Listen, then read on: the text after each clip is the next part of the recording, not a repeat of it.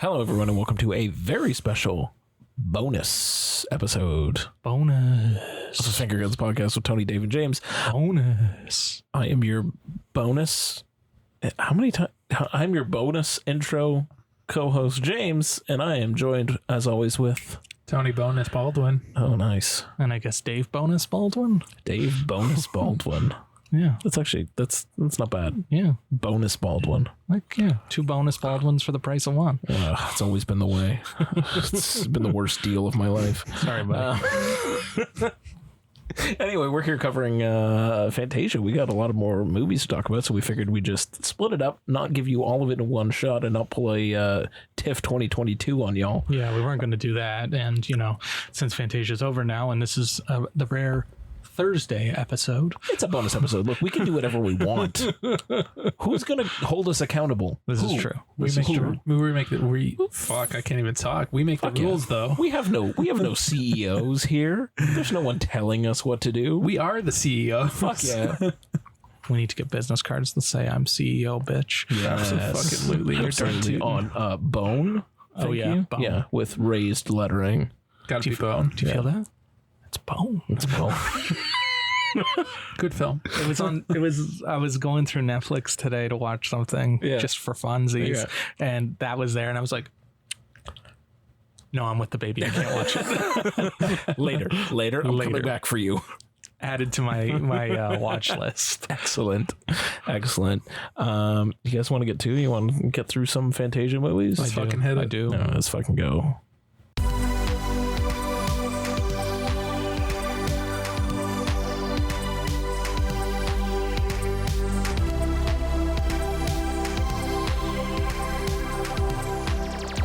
So, in typical fashion, Dave and I have a reasonable amount of films that we want to talk about, and Tony has 78 that he needs to go through.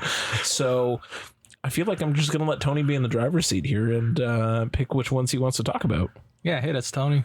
Let's start with Hundreds of Beavers. Oh, okay, sure. Ooh. Tell me about this one. You were kind of trying to sell me on it earlier this week, so I want to know. It was one that wasn't on our list originally, but the press release came in, and oh boy, that was a good press release. It was a good press release, and I was like, I need to see this film. Right.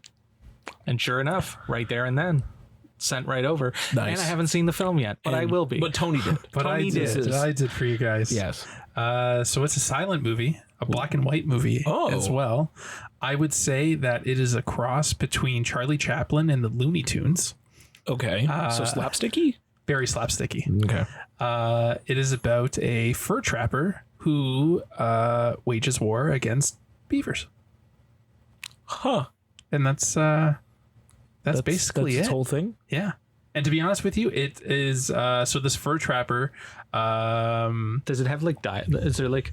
Does it stop to show the dialogue? There's no dialogue. It's music, sound effects, and some pretty interesting special effects. Nice. Essentially, why he goes wages war against the beavers is because he wants hundreds of beavers. Hundreds of them. Yes.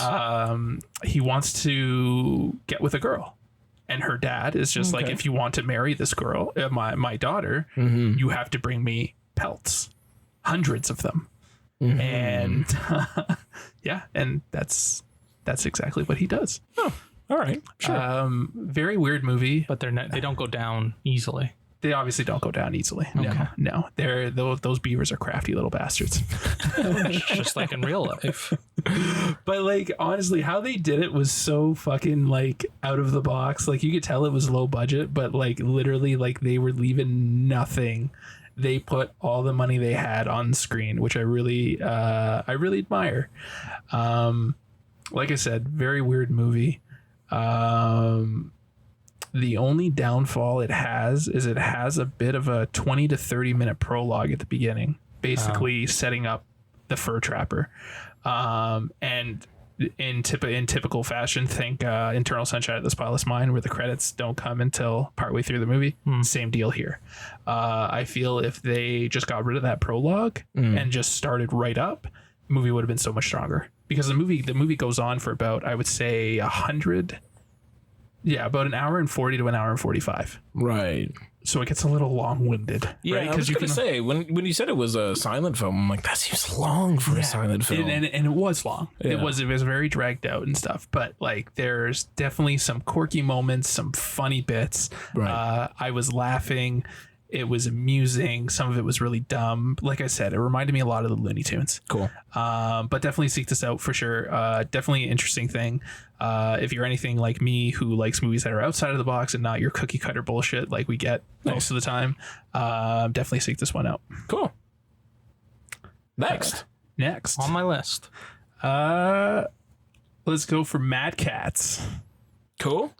It's another one that I just did. Hit me. Hang on a sec. Just bringing this up because I don't want to fuck it up. Talk to me, Goose. Okay, so Letterboxd synopsis is Taka, a shiftless young man, sets off on a quest to find his brother Mune, teaming up with quirky new friend and an edgy, mysterious young girl along the way. Taka finds himself taking on a pack of vicious monster cats, determined to execute pet shop owners. Okay. Unscrupulous. It's probably unscrupulous. Yeah. That's it. Got it. Nice. There you go. Yeah.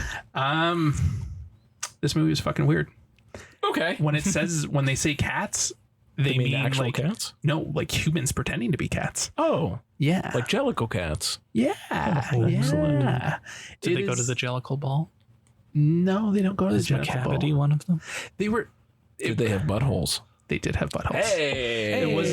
It wasn't like they weren't like, they were humans, but they were acting like cats. So like Buddy at one point like opens up a thing of cat food and just starts fucking going ham on it.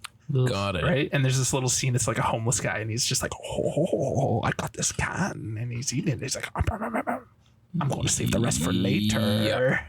Yeah. It's I'm just thinking of Idris Elba as McCavity right now. Yeah. It's a very weird movie, but there's definitely some good bits in it. Nice. The CGI is dog shit. All right. But I don't know. I was kind of like half and half on it. Okay. I wasn't entirely sold on it. Right. But it definitely had a good premise. Again, out of the box. So it definitely gets points for it being out of the box. Yeah. If you're into the weird Japanese subculture of cats, I guess, definitely seek it out. But if you're not into the whole weird thing, it's one of those movies where you got to be on board. Okay. If you're not on board in the first 10 minutes, you just don't bother watching it. Because like it basically sets it up like immediately and you're thrown right into it. And it's and it's basically a road trip movie because the guy's trying to save his brother because his brother is one of the pet shop owners. Right. And yeah, that's really all I got about that one. Yay or nay? May? I'm going to go May. All right. Memory. That's enough. That's enough, you jellicle fuck. All right, here we go. I just also want to make it clear that I still have not seen Cats. It's tragic. You need to correct that. That's tragic. A certain somebody said that he wanted to watch it with me. True. And it's just on that long growing list of movies that we need to watch together. Yes. Obviously, because you can't watch Cats alone. No, you can't do that. Can't. True story. Mm-hmm. Apparently, Quentin was kicking Alyssa's viciously during that movie. Nice. Okay. Because he was still in the womb at that point. He's really into cats. He was really very upset. Oh, I bet. No, I think he was just into it. And everybody was laughing. And I just remember I walked out and I saw Mr. Will Wong. And I was just like, what the fuck was that? And he's like, I don't know. Excellent. All right. So 2 down. I've talked enough. So let's switch gears. What do you want to talk? What do you want us to talk about? You know what? Let's go a little dark and let's go with FEMME. Oh, okay. Oh boy. Oh boy. What did you boys think of this? Oh man. Can I set the stage first? Set the stage. What do you do? I want to set the stage. Yeah. Yeah. Just give me a moment. Give me a hot moment. Okay. So there's a gentleman, and his name is Jules. He's played by Nathan Stewart Jar, or Jarre, one or the other. Go for it. He is a drag queen, and he performs. He's quite magical, as most drag queens are. And then he goes outside, and he doesn't have his smokes. Yeah, he ran out of cigarettes. He ran out of cigarettes, so he goes to the corner store to go find the cigarettes. And as he's standing there waiting for this person to finish buying like the entire store, I don't know, she was there for way too long.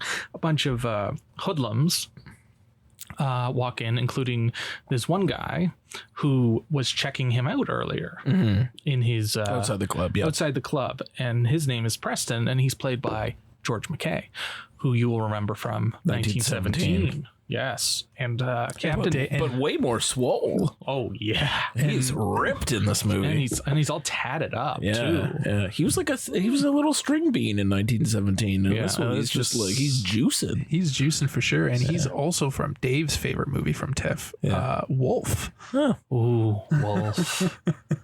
Yes, where he howls like a wolf and has sex with Lily Rose Depp. Nice. Yeah. Carry on. Can't forget about that one. Magnificent.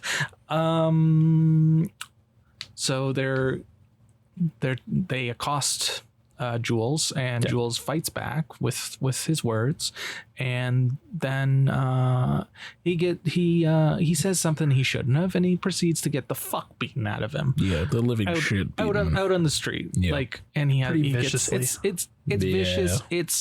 There's like trigger warnings galore. Yeah, it's a lot. And this is the first 10 minutes of the movie. Yeah. And then from there, it cuts to a few months later where Jules is still going through. Very recluse. Yeah. Like, he doesn't want to leave the house. Doesn't want to perform. Doesn't want to perform. He just wants to stay home and play Street Fighter V as Chun-Li. Good for him. It's a choice. It's certainly a choice. And he only wants to beat up fucking Zangief. Yes. Anyways, he goes out the one night and he goes to a bathhouse. Yeah. And somebody tries to come on to him, and he's not into it. He's trying to ease himself back into public life. He's trying to ease himself in. And then he looks across and he sees Preston, who who previously suggested that he was not gay to all of his mates. Yes. And that's why he ended up beating the shit out of Jules. Yes. And then Jules kind of follows him. And then Preston invites him home. Yep. And then, it becomes kind of a dark love story because Jules wants to get revenge on this motherfucker. Yeah. I wouldn't say dark love story. I would say pitch black. But he also is falling in love with him. Yeah. And Preston is closeted. very closeted. Very. And, incredibly so. He has a short fuse, and it comes out in the worst possible ways. But he's also a sweetheart, and it's a lot. Yeah, it's a lot. Yeah. And there's some funny moments. There's some tender moments. There's a lot of bleak moments. There's a lot of aggressive sex, which I was like, okay. There was much more gay sex than I thought there was going to be. I don't know why you would assume there would be any less than the amount that there was. Honestly, there was significantly more. I knew what we were watching. I knew what I was getting myself into. But literally 10 minutes in the bathhouse, I was like, oh boy, okay, so this is where we're going with this. Yeah, they're like. To Tony's point, it is it's a graphic film. It's graphic. It's graphically violent, and it's graphically sexual. Like it's clearly like a very NC-17 movie or an unrated movie. Like I can't see, you can't cut that up.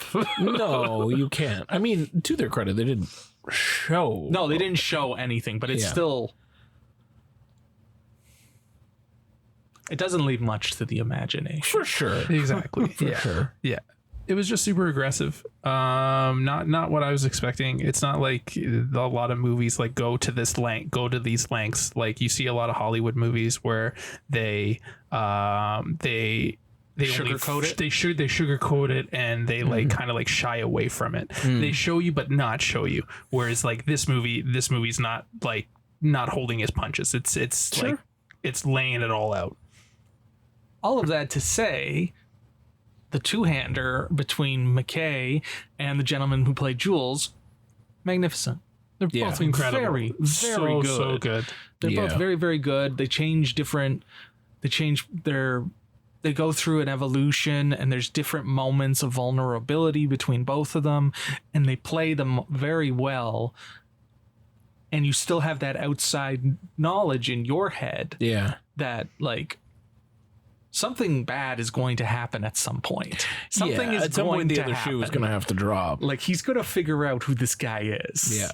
And I liked how they played with like the atmosphere and the sound design and like the music and how they toyed with every scene, right? Like they're basically foreshadowing like you know, like this is a love story, but it's going to end violently. Yeah. Yeah, I liked it a lot. I thoroughly enjoyed it. I thought it was, to all of your points, of just a well-crafted, very dark love story of just like two people started off complete enemies, but you know they still are, but then are they? And the softening in between them and the deepening of a kind of relationship building, the conflict that Jules goes through, whether, you know, he's gonna post something online and out him that way or do something different, and then the route that he takes of building that into his performance without ever naming him specifically, and then, you know, where that ultimately ended up. It's big up recommend. Yeah, I would recommend it as well. There was a lot of revenge porn on that site he went on. A lot. Yeah, a lot. That's a lot. Yeah. Deeply unsettling. Yeah. A lot. But I mean, for everything else that this movie is, it is very, very good. Yeah, and they're both excellent. Yes. Excellent in it. So I too would recommend it. Yeah. No caveats. Just straight up. Straight up. It's very, very well done. Yeah. Agreed. I just hope if it does, or when it comes out type thing, that they don't cut it to ribbons. Yeah, I really hope so. Yeah, I can't see them showing that in a theater. Hopefully get away with something, because it definitely needs to be seeked out. Yeah. I thoroughly enjoyed it, if that wasn't already obvious. Yeah.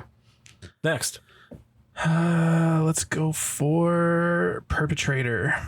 Ooh. I've been trying to get this at multiple different festivals, and I was always turned down, and now I have it. Now I got it. Was it worth it?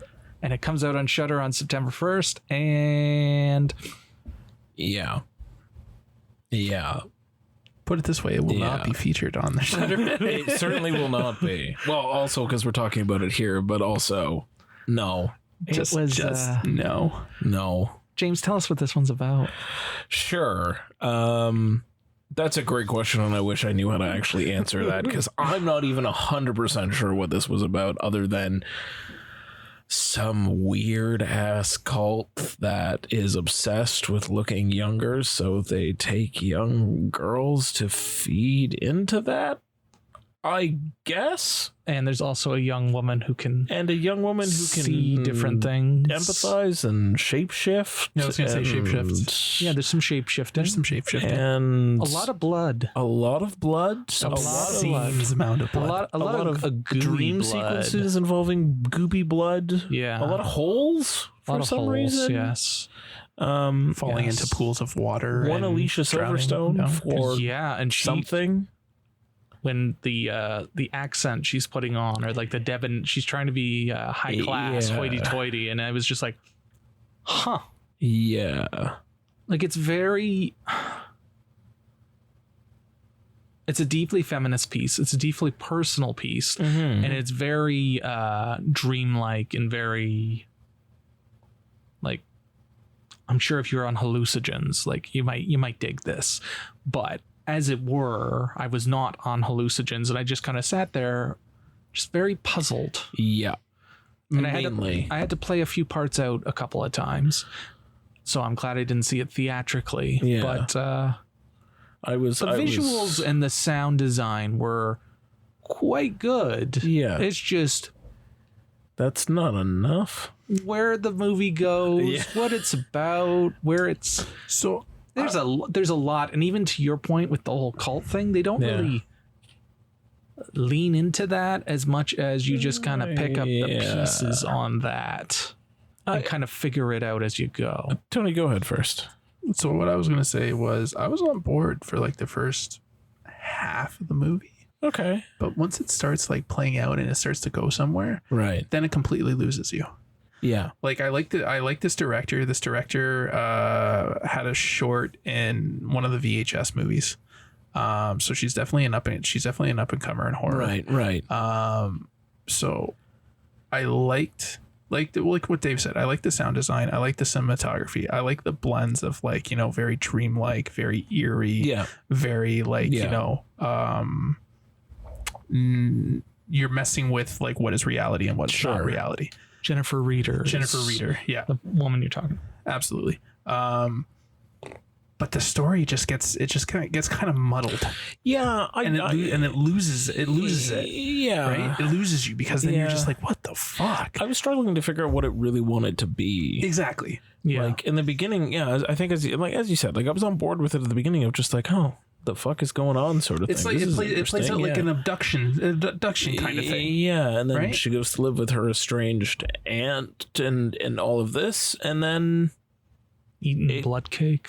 and then it just starts doing things that I'm not sure. Like, it briefly feels like it's going to be like a little bit of a police procedural. Like we're trying to figure out what's going on with these missing girls, like a detective sort of thing. But then it's not that. Yeah. And then there's all the whatever the fuck is going on at the school. Yeah. And it leans into like the cult, the like very culty kind of things. Yeah, but not enough on anything. Like exactly. it's not. There's only the one character really that you really get a sense of there's a cult going on. Yeah. Kind of It feels unfocused. Yeah. Towards like after you get to a certain point, it just feels like it wants to do a lot of things. It needed to pick a lane almost, right? Yeah. Is it going to be this? Is it going to be this? Is it going to be this? It's trying to balance her metamorphosis, her changing her empathy thing, all this weird blood hole thing, these disappearing girls. Well, that is what like being a teenager is like, James. Yeah, I guess, but maybe not the disappearing girls bit, but the rest, sure. What about that fucking creepy fucking thing on the chest thing? Yeah. Well, like James said, there's holes. There's a lot of holes. There's a lot of holes. There's a lot of holes. Fucking that guy from How I Met Your Father. Guy. And he's the shit weasel in fucking Promising Young Woman. Yeah. And he's a shit weasel here too. And he was a shit weasel in that other fucking Amazon movie that came out, My Best Friend's Exorcism. I guess this guy just does He's shit just shit, weasel. he's just a shit weasel. Yeah. Is he? Well, Is he a Christopher shit? Lowell is Is he a his shit name, by the weasel way. on How I Met Your Father? He's like a very toned down, very annoying Ted Mosby. He was in The Help. Is he the one? Is he the bartender? No, that's his best friend. Okay. He's like the hopeless romantic. He's essentially Ted. Oh, that's weird. It's weird. I rewatched what did I rewatch the other day? Not Another Teen Movie, and fucking Ted Mosby's there. Nice. he's like the background narrator. It's wild. Hilarious. All right. So as you guys can already tell, we did not enjoy this movie. No. We wanted I a enjoyed little bit. parts of it. There's definitely some good parts, and I'm definitely looking forward to seeing more from this director and seeing what she can do. Jennifer Reeder. Seeing more what she can do. I wouldn't mind seeking out the short she did on VHS. I think it was VHS 94. I can check. You can keep talking. Yeah. It is 94. 94. Yeah. I wouldn't mind seeing that just to see what else she's done. There's a few other things in here. There's like another one, Knives and Skin, that she did, and Yeah. she's got a few. It'd be interesting to see sort of where it was. Interesting to but see. yeah. Kind of see. Agreed. Yeah. Ooh, Knives and Skin sounds fun. Next. Let's do Sometimes I Think About Dying. Oh, cool. The one I wanted to finish today, but my daughter decided that I wasn't allowed to. Well, sorry, Dave. at least your man Big Tasty got to it. We appreciate you. This one was at Sundance. I was really interested in it at Sundance, but a lot of people were not big fans of it at Sundance. Oh, that's unfortunate. So tell me more about Sometimes I Think About Dying. Yes, please. So it is Starring Daisy Ridley. Yeah. Nice. It's a whimsy comedy. Whimsical comedy. Whimsical comedy about a very quiet girl Okay. who often thinks about death. Cool. And Would you say she sometimes thinks about dying? She does sometimes think about her immediate Apparently death. often. Yeah. And there's a new guy at work who takes a little bit of an interest in her. And they go on some dates and stuff. And then it kind of becomes like a love story. But then she kind of is held back by being in her shell and being quiet because she's very isolated, very like blocked off. She doesn't really interact with people. Yeah.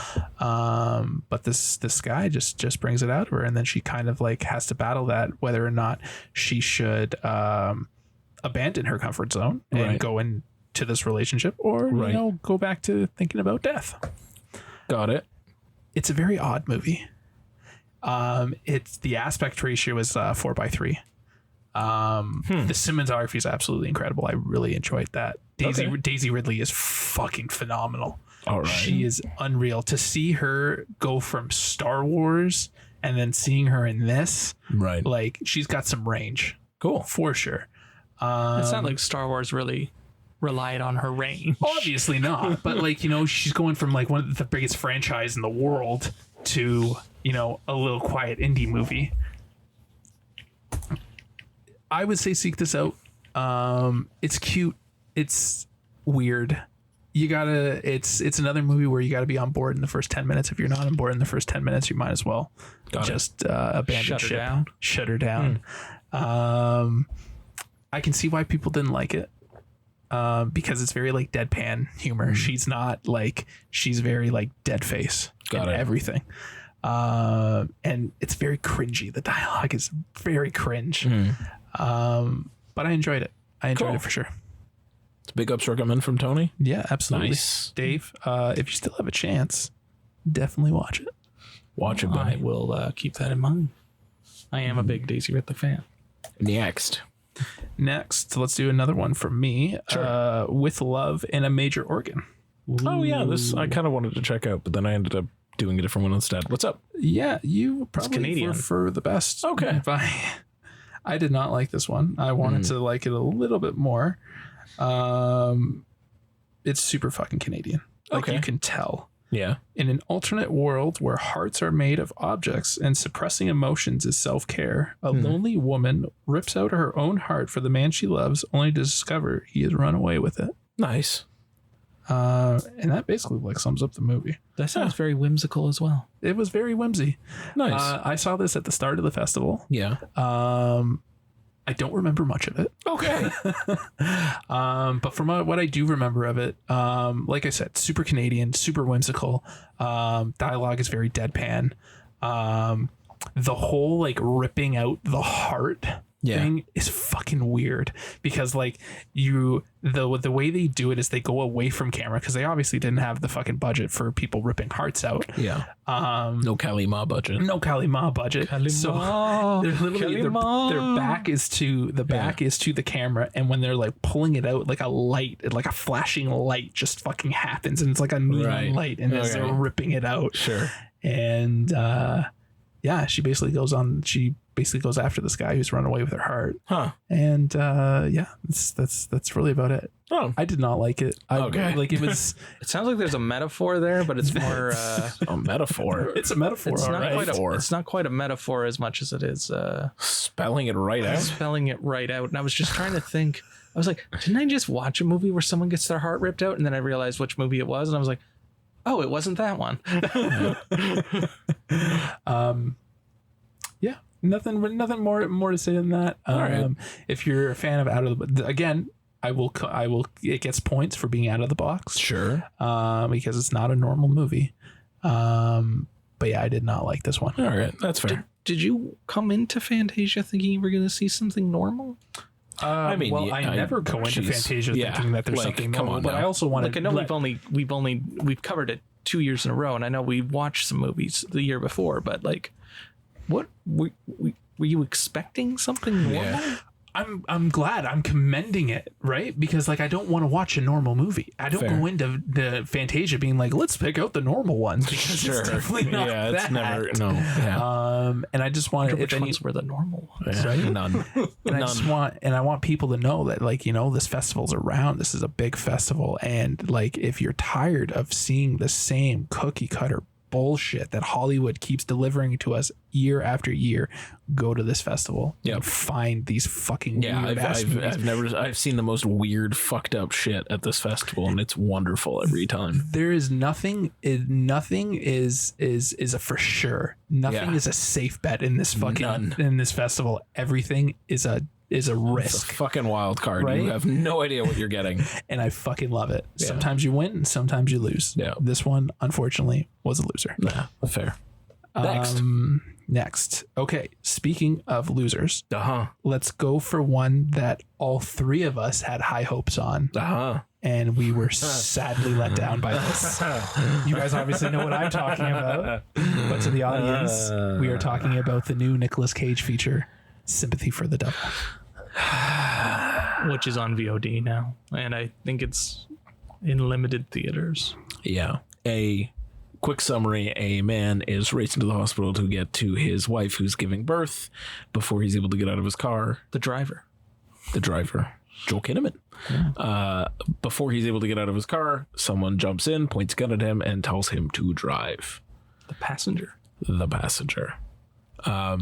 And the passenger is none other than Nick Cage with vibrantly red hair. Very sleek. And a very fire engine. And a lot of red. And a very red jacket that I dug his style. That was probably his own. It was from the Nick Cage collection, yeah. Yeah, that's his wardrobe. Yeah. And his I guess his iffy at best Boston accent. Yeah, that kept coming and going. Whenever he was talking about Boston, it showed up, and then it just kind of left. Yeah. Like he's like the man is an Oscar-winning thespian, and you know he marches to the beat of his own drum. Sure, he's not for everyone.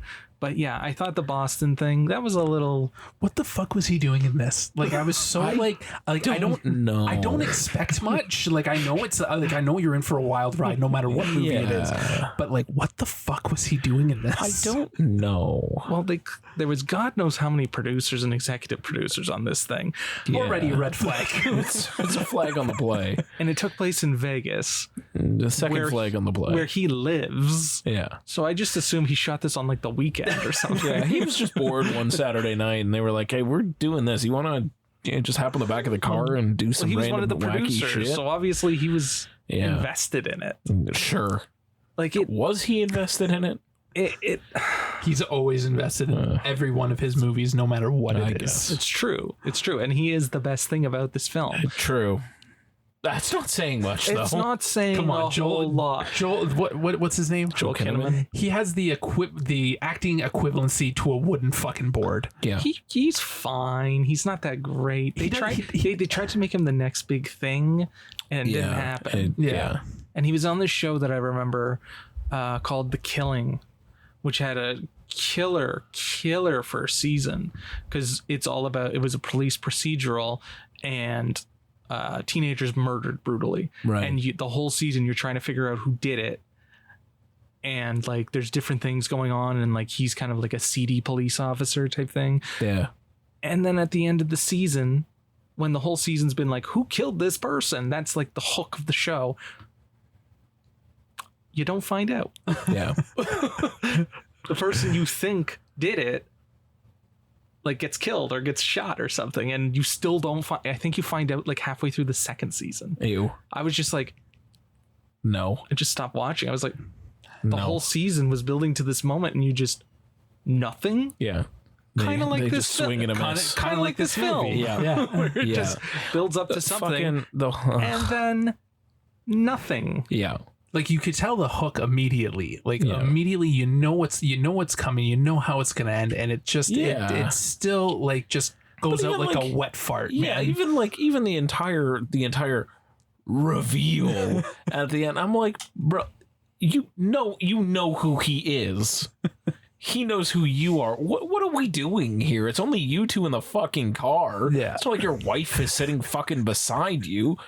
What are we doing? What is the point? There's still some intense moments, and there's definitely some Cage rage. For sure. There's one scene where it's just focusing on his face, and he's smiling, and then his face kind of drops.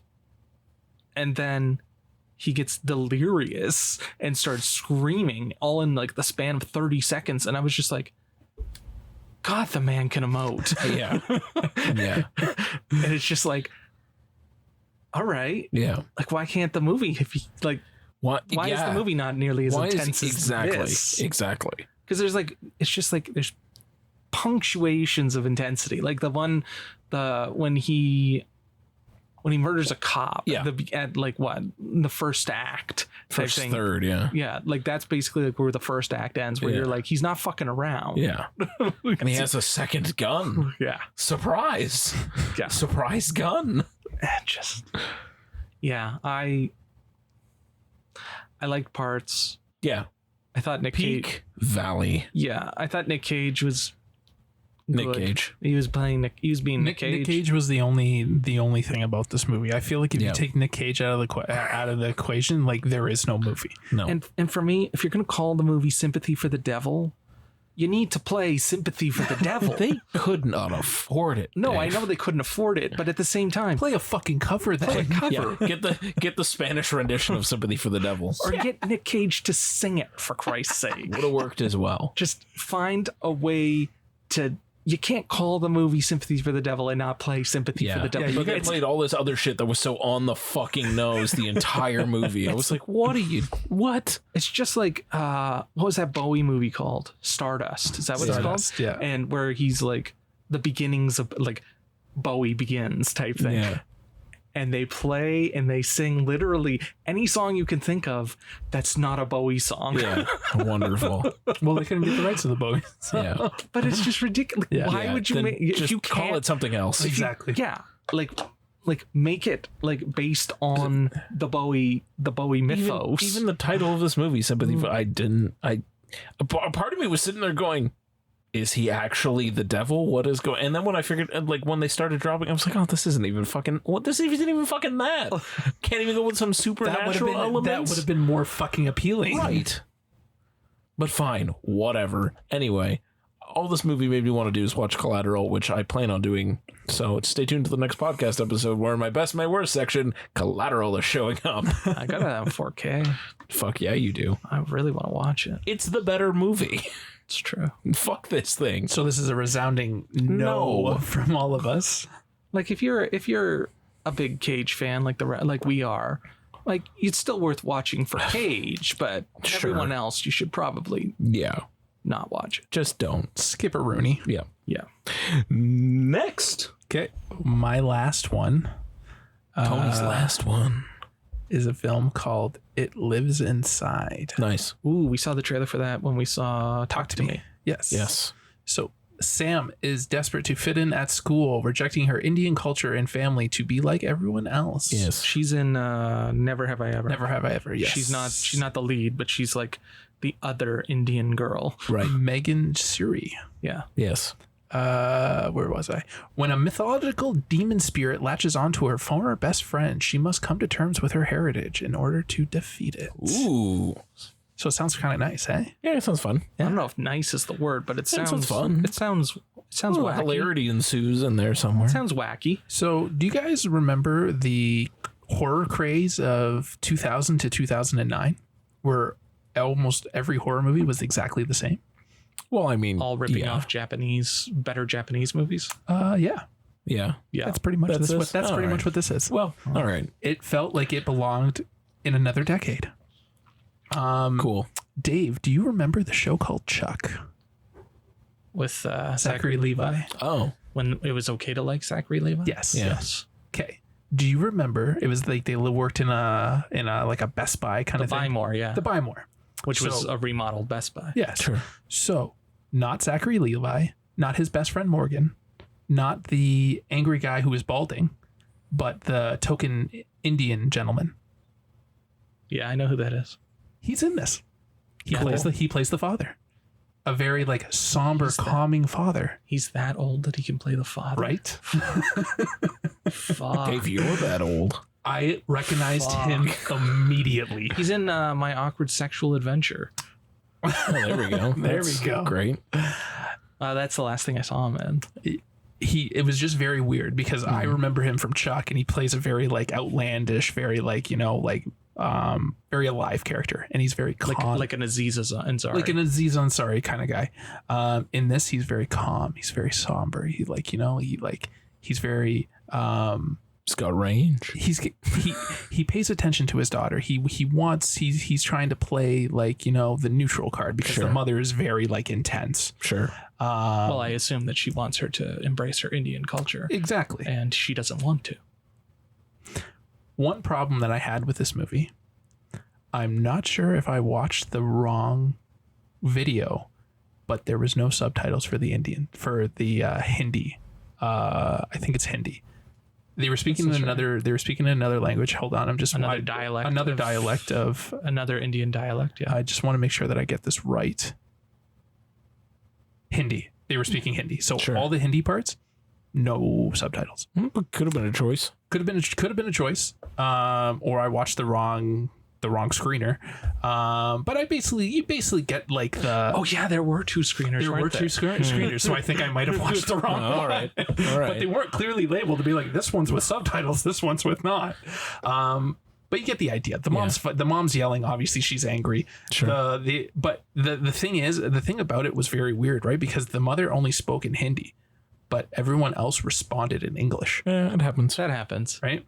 So that was very jarring. And it was very dark. I was watching this movie in a pitch black room, and I was still having problems seeing. Oh dang! I wouldn't hold that against it. That might just be the screener. Might have been. Or just light your movies better, people. That's true. I would have checked out the trailer when in that same environment and just seen if it was the same thing. Because I find you can't always hold the lighting and the framing. Yeah. Okay, that's fair. Remember when we saw Bitch Ass and it was God, it was completely misframed. Yeah, absolutely. But it definitely doesn't look like that on a non-screener. So I'll rescind that comment. But what I will say that I did do well was the practical effects. Yeah. The monster was all practical. It wasn't CGI. Nice. Some of it was really weird. The fucking dad gets mauled to death, and he kind of drops dead. Well, that's some spoiling. Well, spoiler alert. Oh, yeah. He doesn't drop dead. He gets mauled, and then something happens, and then he's miraculously okay. Nice. That didn't make any fucking sense.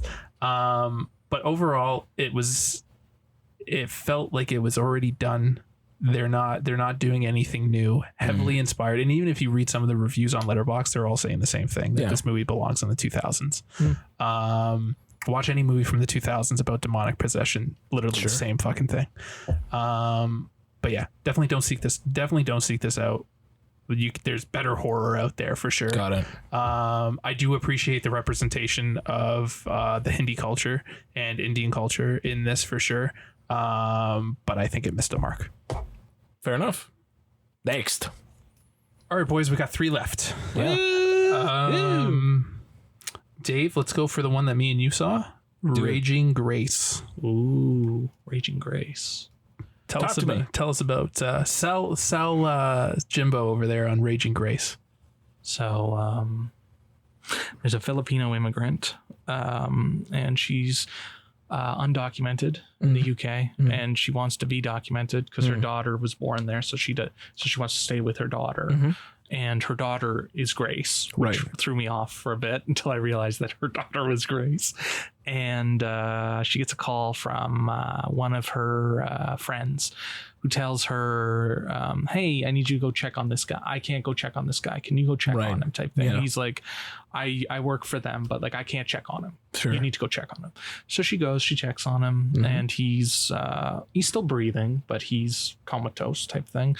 And then she did it secretly, so his niece shows up. His niece? Is it his niece? I don't remember what her. No, I think it was his niece. Yeah, his niece shows up, and she's the one who's running the show. Right. Type thing. So she kind of sneaks around, and then she meets the niece, and the niece is like, "Oh, hey, are you the new cleaner, the new maid? Yeah. Like we need help type thing. You're on board. Come on over type thing. You can have room and board." Everything, and no issues. You know, don't make your food, make everything very bland. Which, okay. But other than that, you need to spruce the place up because it hasn't been spruced up in a long time. Sure. And so she brings this is long-winded. So she brings the daughter with her, and she's hiding the daughter, but the daughter obviously doesn't want to be hidden. Right. And then she kind of, things aren't right. Sure. And it only gets weirder. Right. And stranger. And it's very, it's kind of like ghost story-esque, but it's just very like ominous. And kind of, there's a lot of parts where you're just like, what the fuck is happening? And there's a lot of foreshadowing at the beginning, and there's a lot of like everything kind of plays out like as a setup that you already knew. And then it becomes a lot like it's a story about immigration and immigrants, and there's a whole speech in the middle about how white people rely on Filipino, in that case, Filipino immigrants to be their maids and to clean up after their shit type thing. But, you know, like they're people too. And, you know, like they have their own shit going on. They can't just be dealing with fucking what the token white guy wants. Right. So I thought that was interesting. And when it gets super creepy, it gets very, very fucking creepy. It starts off in one point, and then a certain thing happens in the middle of the movie, and then it does a fucking turn. Yeah, it turns, and it just keeps fucking turning. Turning. This movie was I didn't do a great job selling it, but I enjoyed the thing, and I enjoyed that you weren't quite sure where it was going, and then you can't predict what's going to happen. Interesting. Yeah, and then it just it's very unsettling. All right, very unsettling, deeply unsettling. And I gave Dave the warning. I almost blew my eardrums at the start of the movie because it starts with a fucking jump scare, and I had my volume up full blast. So it's like, I was like, Jesus fuck, what just happened?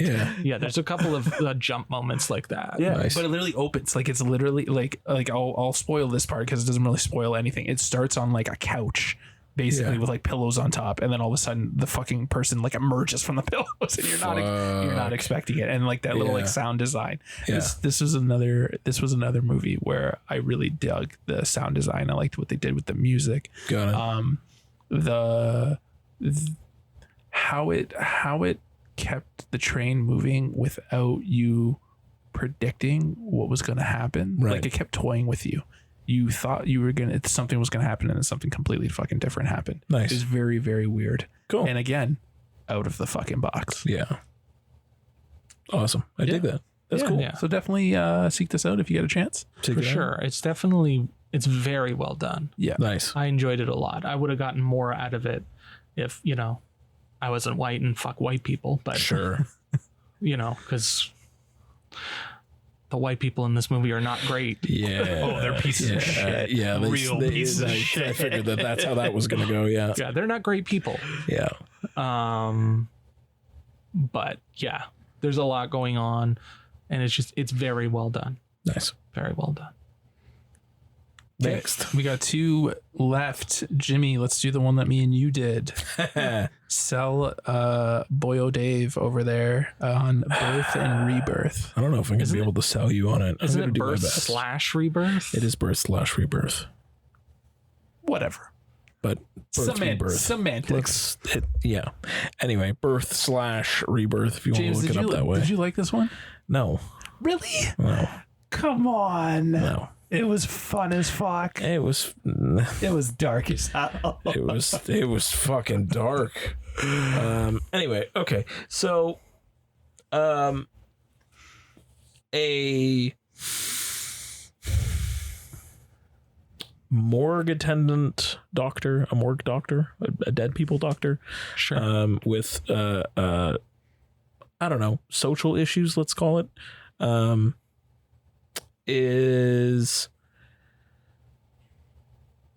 Has been working on a cure for the dead. As you do. The morgue doctor is played by Marin Ireland, who is from she's in a lot of movies. She's big into horror. Yeah. So she's a doctor who has been working on a cure for death. Okay. At the same time, there's a nurse that works at this hospital in the delivery ward. And she has a daughter as well. And the daughter dies of meningitis. Oh, that sucks. And so her body's taken to the morgue, and then her body disappears. Huh. Last person to see this body was the morgue doctor, to which we find out she has found a cure for death and has tested it. Wasn't the kid an organ donor? That's how she was able to... But no, because she was still missing from the system. Her body was supposed to go to the central place that's where they would have taken the organs and then given the body back and all of that. But she never made it there because this doctor took her instead to try to bring her back. Tested her, brought her back to life. Okay. Very Pet Cemetery. Very, very Pet Cemetery. And I don't want to be buried in the Pet Cemetery. Yeah, including the proto test subject, which was a pig. That was brought back to life. So I love that fucking pig. It was a good pig, Muriel, named after this doctor's late mother, who also was brought back from the dead, as you find out later on. Bringing people back from the dead. None of that matters, because the rest of this movie then becomes a race against the clock. The ticking clock is they don't have enough fluid that is made from aborted fetuses. Yep. Fun. So they basically have to con a pregnant lady at the hospital to keep going in for this one procedure where they get fluid out of the live placenta. So they just keep conning her. So the fluid is what's keeping the dead people alive. It's used to bring the dead back. It's the main ingredient in the compound. Okay, so shit goes south. Okay. Shit goes south, and it continually goes south to a point of no fucking return. So here's the dark place, and then it just keeps tunneling down. Dark. And the ending is one of the bleakest fucking things. So bleak. So unbelievably bleak. Well, it really sounded uplifting when you said that, a little girl dies and she's being brought back to life with the fluid from dead babies. It's going to be uplifting. Honestly, when there's a moment in this towards the end, and you know where I'm talking about, where I was like, oh, okay, I guess it's almost done. And I checked the time, and there was still 15 minutes left, and I went, what the fuck more is this? What more could we go from here? And then it just did. And I went, oh. And it ends so abruptly because I wasn't focused on the runtime because I was kind of into this. It was fucking bleak as fuck, but I was into this. And then all of a sudden it ended and I was like, wait, what? That's it? Yeah. What the fuck? Yeah. Yeah. So I should or shouldn't watch this? Watch it. For the pure objectiveness of trying to see how far this rabbit hole goes, watch it. I just didn't love it that much. I don't hate it. I didn't hate watch the thing, but it was just so dark and so bleak by the end. I was just I don't know, who would I recommend this to? It's just so much, and it's really fucking heavy. I really enjoyed it. It was fucking bleak. Yeah. But I was never bored. I was literally holy shit, what the hell else can happen? Yeah, I was more tuned into this than I was to Perpetrator. Perpetrator, I was having trouble focusing through it. This one, I wasn't having trouble focusing through it.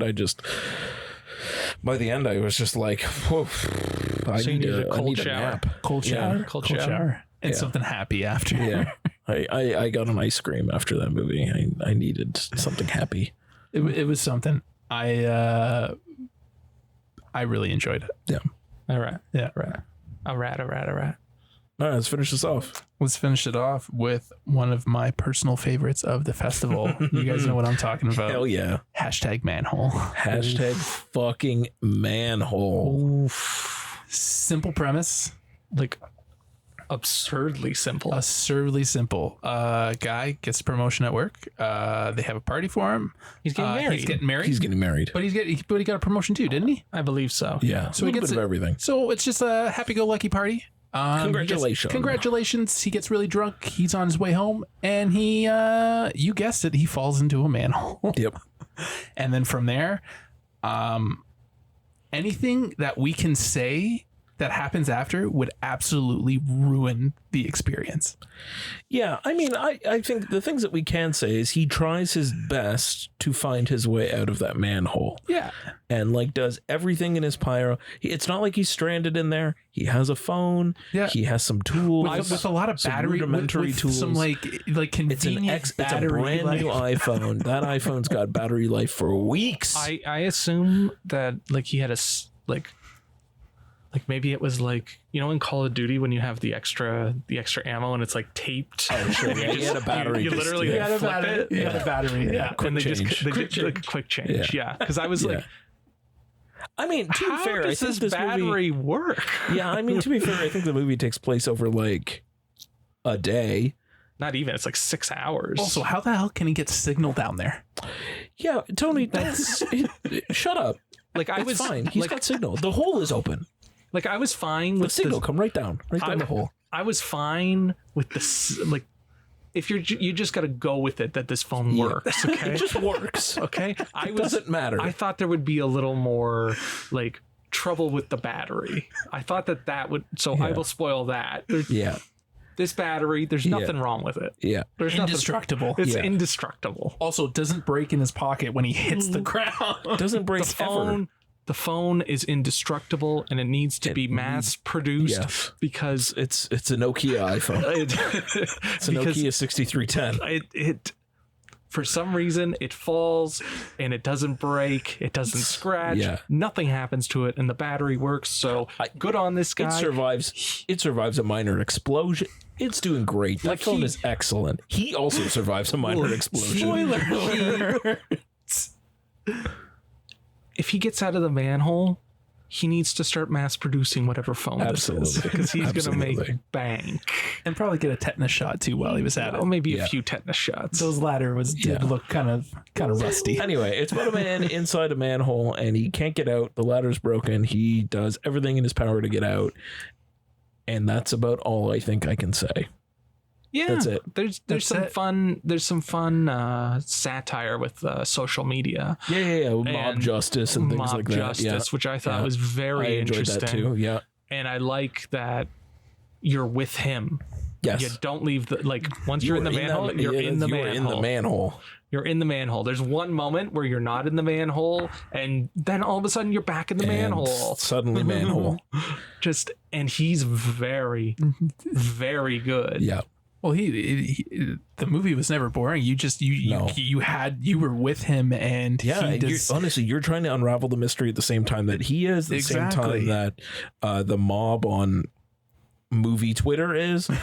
Like you're just kind of Pecker is what they're going with. Yes, Pecker. yeah. Pecker. But it was clearly Twitter, Obviously, or X for the people. Well, they could have probably used Twitter now. They could. His name is Yuto Nakajima.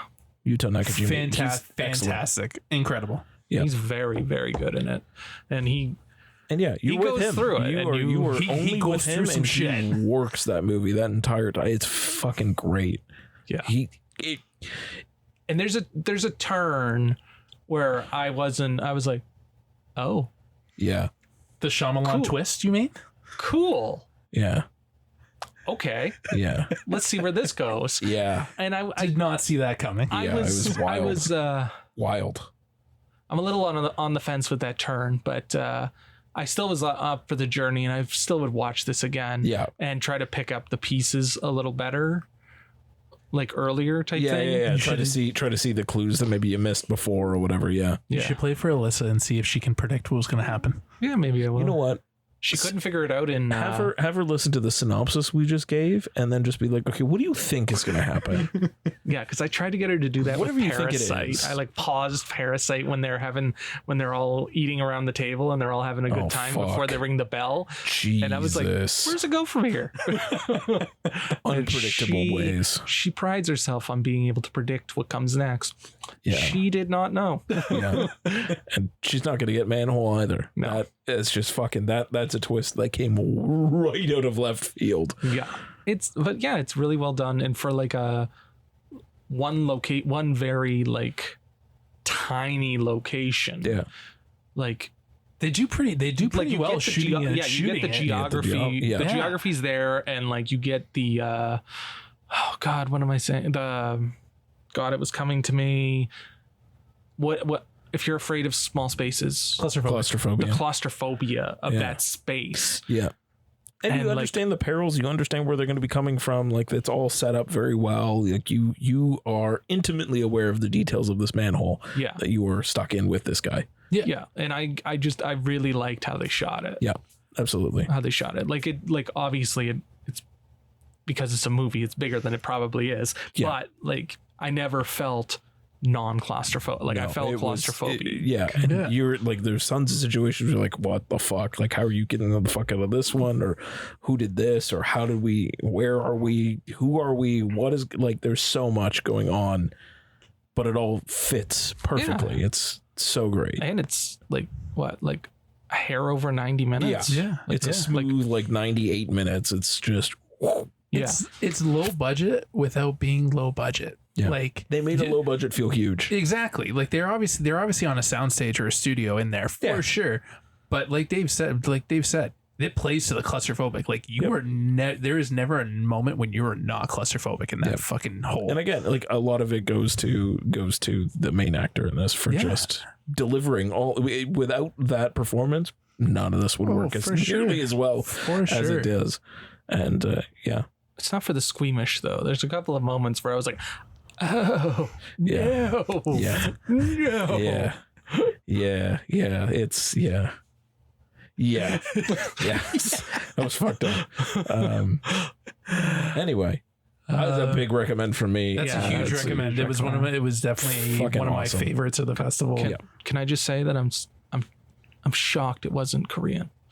I'm shocked too. I honestly was like, oh, is this a Korean movie? And they started speaking Japanese, and I went, Japanese. So this festival, like last year's festival, was like heavy Korean. I think this festival was heavy Japanese. Yeah. Not a bad thing. Not a bad thing. Or at least what we got. Yeah. True.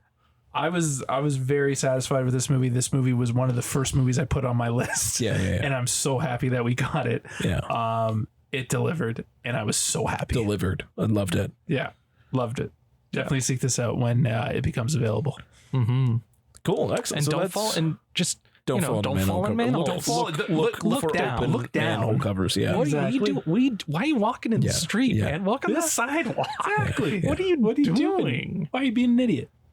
But like, tell me what phone this is, because I need this phone. Yes, absolutely. I need this phone because nothing I throw at it is gonna harm it. Yeah, absolutely. But that was Fantasia 2023. Woo! Quick hit though. Shin Kamen Rider.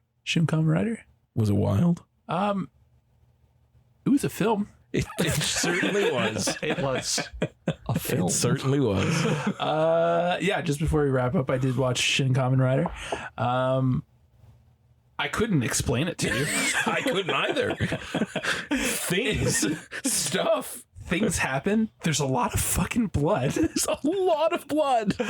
I feel like I would appreciate it more if I knew what Kamen Rider is. Right. Yeah. It wasn't boring. It wasn't boring. Nope. It was like a weird live action anime. Exactly. I don't know what else to describe it. I don't know how else to describe it. I did like it better. Wild. I did like it better than Shin Ultraman. Me too. But yeah, it was fucking weird. Fucking weird. It was fucking weird. Seek that one out, Dave, because I also want to know what you think. Just watch Shin Kamen Rider. Just do a fucking triple bill. Fucking Shin Godzilla, Shin Ultraman, Shin Kamen Rider. All the time in the world for this. Of course. You do. Sit the daughter on the couch and teach her about Godzilla. Gojira. Anyway, that's Fantasia, everybody. Thank you so much to the Fantasia team for letting us another year. Letting us cover this one again, and thank you two for participating in the programming aspect. You're most welcome. You are most welcome. Like, I'm proud of you both for here to sticking it out. We're here to provide. For sticking it out. And, not telling me a damn thing about anything you saw. We were under strict NDAs, man. For the longest time, we couldn't even say we were fucking screeners. Yeah, we weren't even. And then they changed. Yeah, thankfully they changed the rules on that because it was like, "Mum's the word on what we're doing, a secret project." Anyway, it was a lot of fun, and thanks, Fantasia. Thank you, Fantasia. Awesome. Thank you. I think it's about time we go to Montreal. Yeah, I think we need to. I want some poutine and fucking I'm Schwartz and go to Schwartz's. I'm there. Absolutely. I need that smoked Schedule meat. it for next year. Put it in the calendar. Yeah. All right. Anyway, so do we want to talk about a major film since we can only talk about a major film? Yes. He's had a time. I've had a time. He's had a rough couple weeks. Third time's the charm, boys. Third time's the charm. Chris Nolan doesn't wait for anybody, homie. Apparently not. Did you guys see that? Waiting for you. Did you guys see the screenplay page that somebody showed where apparently like it's like interior wherever type thing, and like the next thing is like we are fucking. Nice. and it's like first person type thing, and I was like, yeah, of course Chris Nolan writes like this. Yeah, that makes sense. Of course he does. It's his first sex scene that he's ever done. I've never apparently at least in the last few times. It's his first. Okay, I believe you. Yeah, I believe you. I just haven't seen the early stuff in a long time. Yeah. We won't talk about good old Oppenheimer yet. We'll continue to wait for Dave. But we will get there one day, I promise everybody. So let's talk about Barbie for a little bit. Yeah, let's talk about Barbie. But first, I just want to say, hi, Barbie. Hi, Barbie. Hi, Barbie. I love that. Hi, Barbie. I love that. Hi, Barbie. They did it for Fantasia. They did a little TikTok video of them doing it. It was fucking amazing. So good. I read a tweet, an X comment, who the fuck knows. And apparently someone, like a woman went out for a run type thing, and she was running by someone, and they just were like, hi, Barbie. Nice. Nice. Awesome. Awesome. I don't know that I have a lot to say that hasn't already been said about this movie other than it's fucking great. It is very, very good. Yeah. I was not expecting it to like it as much as I did. Be as good as it is. Okay, but I have to do a huge disclaimer, and I'm sorry for all my family out here who are going to judge me for this. But I was on another fucking planet when I saw this movie. That's fair. I won't tell you, go into detail. All I will tell you is I was on another fucking planet. Crack cocaine. Anyways, meth.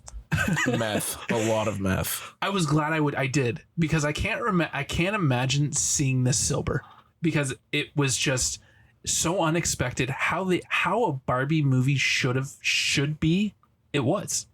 You think like a year ago you would have been like, yeah, this is how it should play out. Yeah, absolutely. Yeah, you don't think so? No, you weren't expecting that. I wasn't expecting it. It was the satire it goes with. I was very surprised by, and there were definitely moments in it where I was like, I don't know how you got away with this. Yeah. It makes it almost. And when I was watching it, I couldn't help but think Amy Schumer was supposed to do this. I'm very curious on what her version would have been. It would have been much different. Oh, it would have been definitely much different, and more with the fucking Amy Schumer humor. Yeah, it probably would have been a lot. I would have not have enjoyed it. It would have been a lot more sexual, and it probably would have been a lot more about body acceptance. Yeah. As Amy Schumer does not look like Margot Robbie, of course. And I like that little breaking the fourth wall. With Helen Mirren. Yeah. Love it. Helen Mirren is a narrator. Yeah. Amazing. No notes. Excellent. No notes. Yeah. But did you guys wear pink when you saw it? Of course. No. What I the didn't fuck's get the wrong with fucking you? memo is what happened. I just kind of went, okay, so first of all, this was like the day after I got back from my trip, and I went straight to my girlfriend's house. And it was when I got there that she was like, oh yeah, so for Barbie tomorrow, yeah, I'm wearing pink and coordinating with my sister and my brother-in-law. And I went, what what the fuck? Why didn't you just go buy a pink shirt? Didn't have time. Why didn't the brother-in-law just get you a pink shirt? Did not. Why didn't you just wear one of her pink shirts? So what I did, because I actually hilariously was dressed mostly in gray, I did the reverse. When I went to see Oppenheimer, I was in fucking pink from head to toe. I didn't care. And she was in black. So we just reversed it. I love it. Love it. So I love it. It worked. But love it. I was just like, I have pink. I could have pinked. I went with friend of the podcast, Matt Layden, and we both were pink. Excellent. It was wonderful. A good choice. It was wonderful. It was a full theater. Yeah. Lots and lots of women and young girls who probably it went over their heads. Oh, for the young girls, sure. But whatever. But yeah, sea of pink. And Yeah. I don't know, kind of to what you... I don't know what I was expecting from this movie. And like even hearing the reviews and stuff, like it still wasn't what I expected it to be. For sure. And like beyond that too, the first trailer is the opening of the movie. Fine, whatever. Yeah. Okay. With that Dua Lipa track. That's a hot track. Yeah, we'll get rid of that. Let's just put that on the shelf for that first trailer because whatever. It doesn't really mean anything. It was just the opening of the movie. But the second trailer made it seem like it was going to be something else. And then it wasn't that at all. And I was like, huh, okay. Like the second trailer made it seem like it was going to be very much like a fish out of water story of just like, oh, she's in the real world and they're trying to get her back sort of thing. And like, it's just going to be about her hijinks living in the real world as a Barbie. That's how the second trailer sold it. But it wasn't that. And I was happily surprised. You mean you didn't get existentialism from that trailer? No. And nary a hint of the existential crisis she was about to have. And that was dark. That was significantly more dark than I thought it would be. Mm-hmm. And the patriarchal values that people like Bill Maher are not happy about. Yeah. Fuck that guy. Yeah. But also fuck that guy. Fuck everyone who's hating on that movie for that reason. Yeah. It's not anti-men at all. Nope. It's just very much it's not even it's like you got to understand what the world looks like, and that's what it looks like. It's just laying it plain. And if you haven't like, hey, literally here's the world, calling it like it is, man. If you have an issue with it, you probably it's a societal issue. Yeah, you probably need to look in the mirror for a bit and kind of have some thought. Absolutely, have some come to Jesus moments. Because they're not saying anything that isn't exactly true. Yeah. They literally just held up a mirror to the world and said, this is what it is. Yeah. Distill it down, and this is what you've got. Absolutely. Bah. I want Ken's, what is it? Casa Mojo Dojo? Casa Mojo Dojo? Yeah, I want that. You're the problem with the world, Dave. I want horses too. I want a society based on horses. I want a sweater. Can I get a sweater? The tie-dye sweater that says I'm Knuff? Yes. Apparently they sell it. Yeah, I know they do. They sold out. Melissa looked into getting it for me. I'm sure they'll bring it back. For sure. Knuff. I want to be Knuff. The movie made over $1 billion and is probably gonna continue making bank all through August. They're gonna make more. Is your profession beach? Yeah, I'd say it's beach. It's beach. I did enjoy that. I did enjoy that. His profession is beach. He was so fucking good. Yeah. He literally, he committed and he fucking delivered. Yeah. Because he's great as a comedy. He's good at, again, deadpan humor and being the butt of jokes. Yeah. And he's so good. Being goofy. He's so good.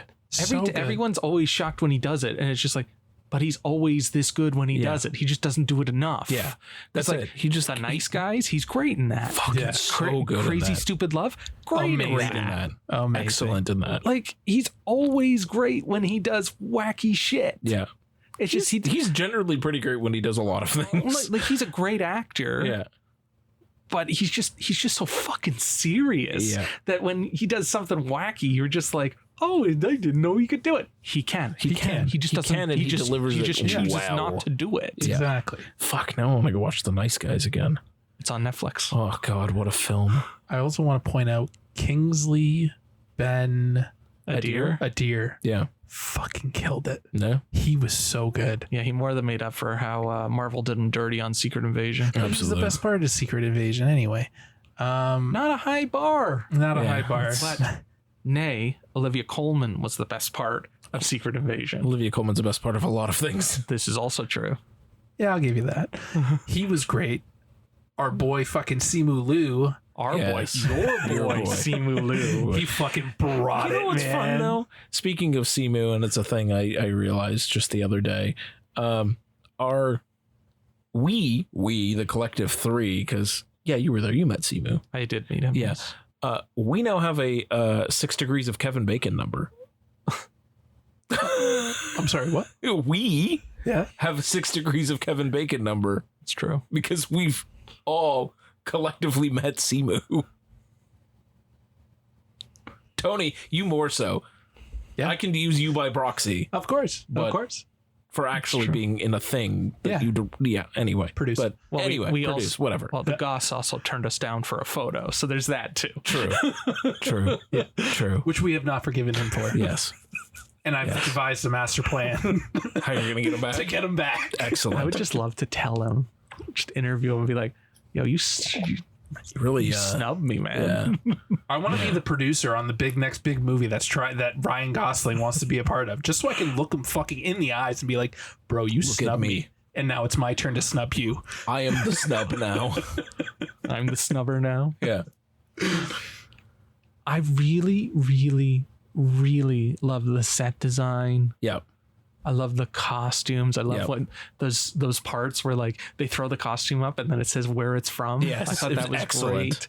great. I love It was such a good balance between like fun, quirky, niche humor, deadpan humor, everything blended with this fucking bleak as shit existential main plot that's going on. it's true. It's true. And also brilliantly, although they didn't have it at the theater I saw it at, the standee that they try to put her back in the box, Yeah. like they have that out in theaters Oh yeah, for yeah, people yeah. to It take was, at pictures the Colossus when I went to see Oppenheimer. They had the full box there. Yeah, I would have Me and loved to have gotten Melissa the got pictures on it. Nice. I would have loved to have gotten pictures on Yeah. I might still be there when you go see Oppenheimer. that. Yeah, it might be. You can get your picture. It'll fucking be. Yeah, you can get your picture. I'll get my picture. Yes. As Ken. No. Yes. Alan. You think I'm an Alan? You think I'm an Alan? Michael Cera fucking he's so great. fucking He's delivers, so good. man. I love that. Also He's so very great. good. So great. A lot of Canadian, a lot of lot. Canadiana in this. Yeah. Yeah. A lot of Canadiana. And I'm just surprised she got away with, Miss Gerwig got away with what she did. And, I'm super glad it made $1 billion. Yes. Although Good I for say it. that, and now Mattel wants to make an Uno movie, because apparently that's where you go from. That's from next. Existential Barbie to Uno. Don't forget about the Lena Dunham Polly Pockets movie. Oh yes, Oh, yes, with great. Lily Collins as Polly Pocket. Yeah. I can't wait for that. That'll be an interesting yeah. one. Yeah. I can't wait for Uno to address, I don't know, the Underground Railroad. Like what the fuck? Like what on earth? They want to do a Hungry Hungry Hippos one too. Addressing the African poaching thing. That's But they parody that already in the after party, Yeah. and kind of show why you shouldn't make that into a movie. yeah. Because it doesn't make any fucking sense. It's all ridiculous. I'm fucking excited as all hell for the Hot Wheels movie. Oh yeah, I'm you're chomping at the standing the bit. Mattel universe. Yeah. Only for the Hot Wheels. Right. And And if if you they take have- my son, because he'll be standing for the Hot Wheels. Absolutely. If they do like a little track with like I remember vividly. I still have it at Mom's house. It's like a tornado track. Yes, I remember You that remember track. that track? If they fucking do that in the movie, Yeah, that shit was the shit, man. Fucking yes, That thing All was the for it. shit. Oh, it was amazing. Remind me, I got to show you something. All right. It's not my penis. I fucking hope It still not. might be. But yeah, all of that to like, what didn't you like? Was there anything you didn't like? Nope. Honestly, I had a smile on my face the entire time. That's fair. It was not what I was expecting at all. And yeah.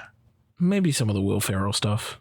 Yeah, but they wisely didn't focus in on that. Yeah. It And was they just wisely like got when that rid was of it going very on, it was quick. like But he was classic Will Ferrell again. It was nice to see classic Will Ferrell. Sure. Yeah, but we've it's 2023, man. Like, we've gotten over classic Will Ferrell. Yeah, I disagree. I disagree. I can say it's fair. It's a fair point. I definitely agree with you guys. If I'm picking a weak point, But like literally, like you were really nitpicking at that point. yeah, I'm not Look, saying I don't it think broke the movie for me. I don't I'm think just, it's a perfect movie. I think like they could have tightened it up a little bit, and I think there's a couple of parts where you're kind of like, okay, that's low hanging fruit. And then there's also, but then they get made up with that one comment that one of the Barbie says where she's like, I thought I was just in like a dream where all I wanted was the Snyder cut of Justice League or So something like good. that. And like Matt and I were like the only ones who laughed, so good. but it's so good. Yeah, it's excellent. and And, then, it like- made so many fucking Snyder Bros mad. Oh yeah. And that makes me even more happy. And then So like it was a good time when you upset the Snyder Bros. Absolutely. and then, oh, is this The Godfather? I haven't seen it. Can you start it Yeah. from the beginning again and talk through the whole Excellent. thing? Excellent. I laughed my balls off. Excellent. Just perfect. Yeah. Like there's just so many moments where you're like, yeah, that's perfect. Yeah, that's spot on. Yeah. And then other moments where you're like, I can't believe you did that. Yeah. It's just a wide range of emotions. And I think Margot Robbie really sells the fuck out of that thing. Yeah. Like she does so well in that movie, and literally everyone else does too. Yep. Like fucking Kate McKinnon as weird Barbie. She was so good. Excellent. So good. Fucking Emerald Fennell as Midge. Yeah, Midge. Oh my god, the Midge joke every time. It's like, oh my god, Yeah. Midge, I forgot.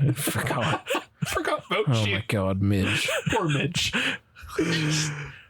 oh, Issa Rae. Like there's just like I love that they were all Yeah.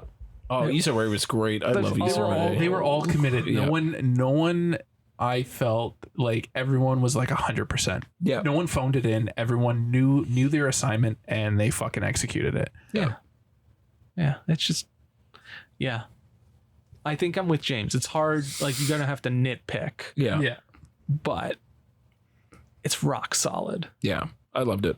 And yeah, if you get the humor and if you get like some of the insider stuff like Snyder Bro, Snyder Yeah. Cut nonsense, Yeah. like There's so much excellent stuff in there that like just completes that movie and makes it all work in some weird ass way. And I love that about it. and like Absolutely. they're upset that they're like, oh, they don't have plans for a sequel. It's like, where do you go Where from the here? fuck do you go? Where do you There's go nothing to from go. here? There's nothing. And then Like it would have to be like a completely different story. Completely. yeah, absolutely.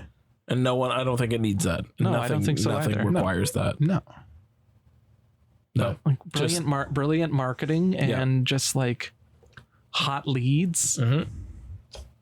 and hot writer or like blazing hot writer director Yeah. Yep. who's like killing it. Yeah. Noah Baumbach. Oh yeah, he co-wrote co-wrote it, it, but yeah. that's a Greta Gerwig thing. Oh, Yeah. I'm sure he just like helped punch it up and Yeah. helped like with the structure and stuff. He definitely let her go crazy. Oh, of course. It's definitely not his voice that's going on in that. It's like very his, much like Greta. the Snyder Cut joke might have been his. Anyway, solid start to finish. Solid. solid movie. And like you don't have to love it, but if you have issues with how it depicts men, you're the problem. Yeah. Yeah, just go fuck yourselves. Yeah. Yeah, I think that's a good way to wrap that up. Yeah, Agreed. agreed. Indubitably.